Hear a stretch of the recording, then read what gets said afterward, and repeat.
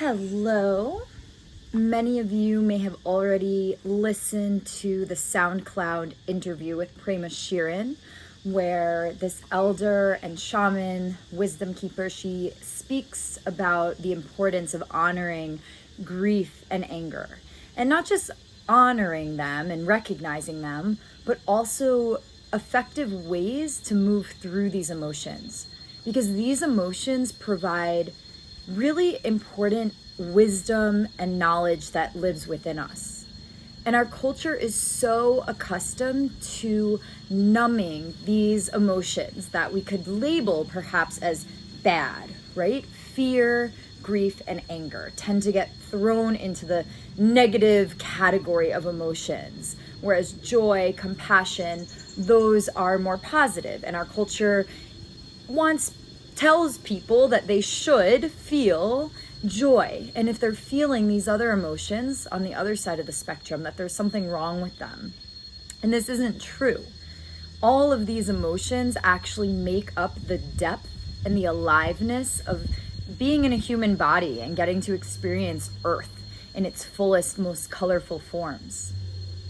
So in a culture that conditions us to not feel these emotions, some ways that this looks might be in forms of addiction. So, if someone feels something that they don't want to feel, there can be a go-to substance to help to initially numb out those feelings, whether that's cigarettes, tobacco, drugs, even food. Overthinking and over communicating and chatting about things can actually be a way that keeps us really in our minds and away from what we're feeling in our body.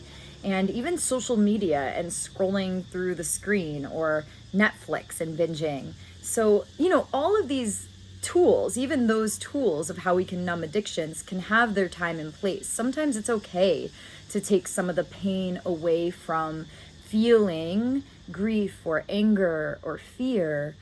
But ultimately, if we continuously numb these feelings, they build, and it takes a toll on our physical and mental well-being.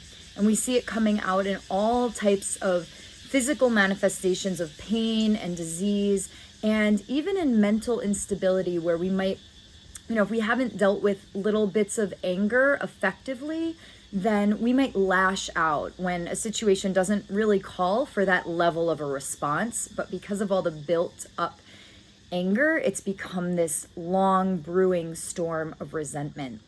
So it's really important that we are effectively recognizing these emotions when they arise and working with them. Once again, I want to point you to this podcast, or this interview that's up on SoundCloud, because Prema is going to go into ways to deal with it, as well as what these gifts are. My hope is that all humans can begin to process these emotions, because I really don't think that we're going to have a sustainable evolution towards health and wellness until we give full recognition and full value to the darkness and the light, right? This shadow that gets pushed away, or these emotions that we tend to ignore. If someone's just operating in love and light and happiness, then something is getting ignored. And if someone is just brewing and stewing in resentment and grief and fear, then something as well is missing. It's really when we take into account and we move through all of these emotions that some real strong alchemy that lives within us can catalyze and can change, and we can completely shift a vibration within us.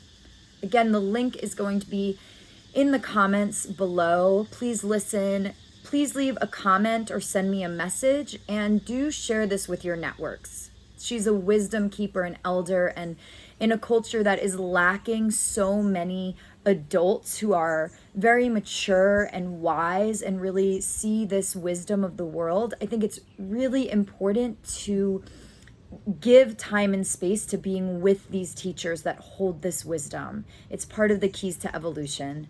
Thank you.